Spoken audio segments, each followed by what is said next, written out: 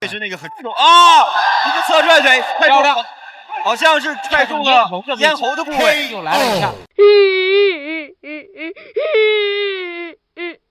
自从韩国不倒翁金立硕被杨建平砸断脖梗之后，整个韩国拳坛骂骂咧咧叫好了3年，纷纷指责咱们中国选手不讲武德，但擂台上拳脚无眼，流血受伤在所难免。然而金立硕的弟弟金东兴却并不想就此作罢，他苦练3年泰拳和跆拳道，年仅23岁就成为韩国 IMAF 和国际武术联盟2大组织双料冠军，自称自己的腿法出神入化，可称世界第一。年纪轻轻有如此成就，确实是可造之材。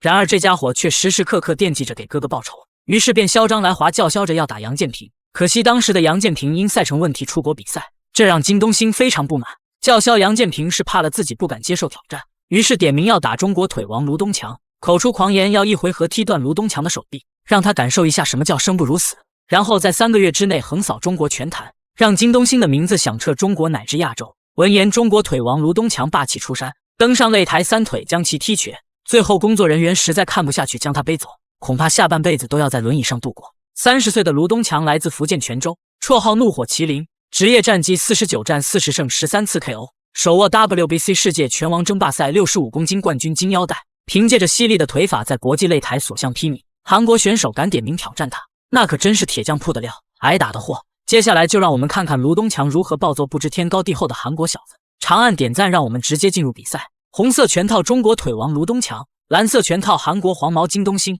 一上来卢东强就决定让这个5000万人挑出来的腿王见识一下14亿人打出来的腿王差距究竟有多大。连续的拳腿进攻打得金东兴抱头鼠窜，就看他这个气势压根就没想打满比赛，只想速战速决让小泡菜见识一下中国力量。但韩国选手虽说是瘸子里面挑出来的将军，就算实力不行，那挨揍能力也是1顶1的。卢东强想快速结束战斗，恐怕还是有些难度。对方造成不了太有效的杀伤，而且关键自己也耗费掉最宝贵的体力，而且拳法的幅度也比较大呀。这个时机掌握了很好，对方高扫，漂亮漂亮，是其腿，下了命中了，击腹连续的，对，23岁的韩国小将，表现也不错啊，也反击动作也是相对来说，还能很能及时的打，漂亮啊，一个正蹬腿。就卢东强虽然比对方年长了7岁，就是低扫腿，漂亮，这个迎击后手。我们看出来经验确实是要高于对手啊。而且刚才看金东兴那一下打后手，明显就是有点赌，就是我打了。卢东强的身体素质非常好，反观韩国选手长得就像个细狗，这家伙到底是年少轻狂，不顾防守跟气势正盛的卢东强硬碰硬，结果被卢东强连续的扫砍踢得踉踉跄跄。比赛刚开始就打得这么激烈，韩国选手彻底沦为了人肉沙袋，除了被吊打根本做不出任何抵抗。没有了温挺腹肌，有点挺不耻的感觉了。而卢东强嘴是闭得很紧的，紧咬牙关。对，保护好自己的头部啊！一扫很重，金东兴把卢东强逼到那个角落，但卢东强就凌波微步，直接就出来了。双方这个拼打还是确实是正蹬开了，对，控制好距离，平高很重，看准打准，现在就需要打准了。膝法，而且金东兴刚才犯了其他选手的错误，就是我上步的同时上去那一步还没踩到地面就直接出拳出招了。被追着暴揍的韩国选手气急败坏，凭着一股愣头青的精神强行发起反击。但卢东强可是手握2条65公斤世界冠军金腰带的存在，无论是战术打法还是擂台经验都远不是韩国选手可比。每当金东兴试图打内围，他就用腿法拉开距离，如果还是死命往里贴，那就直接搂抱缓冲。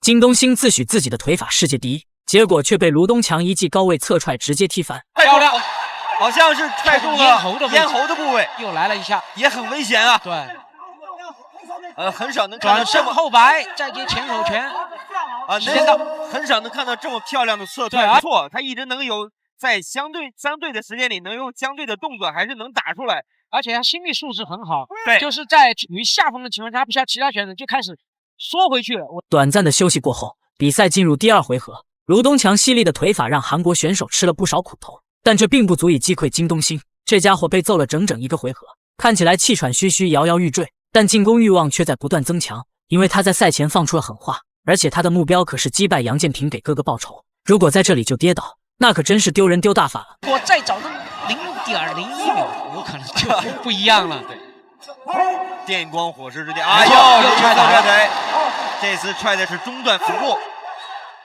再来侧踹，啊，前手，那个时机掌握的非常好。对，看准连续的，对，再来逼到角落了。啊，又是连续的前手平扣得手，再加击腹好几下。对。我觉得卢东强每次的前面的准确度不错。卢东强不愧为中国腿王，他的侧踹和正蹬给韩国选手造成了不小的困扰。但这样的打法也有一个问题，那就是体能消耗极快。相比于23岁的金东兴，卢东强可是比他大了整整7岁。中国有句老话叫拳趴少壮，所以从场面上来看，卢东强的体能开始出现下滑。而这个韩国泡菜就像是打不死的小强，无论遭受多重的打击，都能快速调整发起反击，实在是让人刮目相看。一扫躲开了，再接侧踹，再来一下，再侧踹，对方完全是打不到他想要的距离，因为你一上来我就侧踹把你给一个吸法，这个没有犯规，在对手三点着地之前，对方是中了这下西撞这才3点着地的。对。好，我们看还有第二局还有1分钟，近身现在在靠。不要过多的搂抱啊！侧踹，我看到很多外方选手就是对我们中国这个侧踹啊，确实不太善于防守，就没有抵抗力啊。对，啊，又前手，看得很准。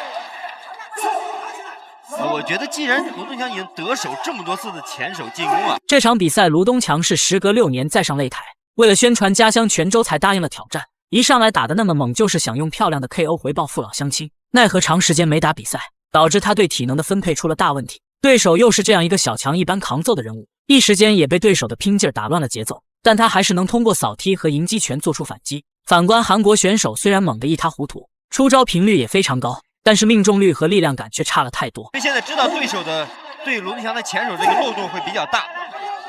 侧踹，这上回马枪，就感觉我已经没力气了，你来打，但实际上我是留了后手。对，啊，都走过了。好，第2局结束，非常精彩的一局啊！好了，开打了。比赛进入第3回合，年仅23岁的金东兴能在韩国拿下2个冠军，看来真不是吹的。这家伙看起来文文弱弱，好像没什么战力，但擂台上颇有一股拼命三郎的气势。想必卢东强也是被他的外表所迷惑，一上来就试图将对方 KO 终结。万万没想到，这是一场持久战。打到现在，虽然说有点骑虎难下，但卢东强毕竟有多年的擂台经验，而且还是 WBC 的拳王，所以卢东强在抢夺有效点数上很有心得。他边打边退，不再随意出手，一出手必然就是精准的命中。金东兴发疯一般的反扑，但抡出来的都是王八拳，两人的点数优势差距也在逐渐拉开。选手的抗击能力啊，真的是恐怖啊！对，让人叹为观止。手要拿好，扫，后手，再低手。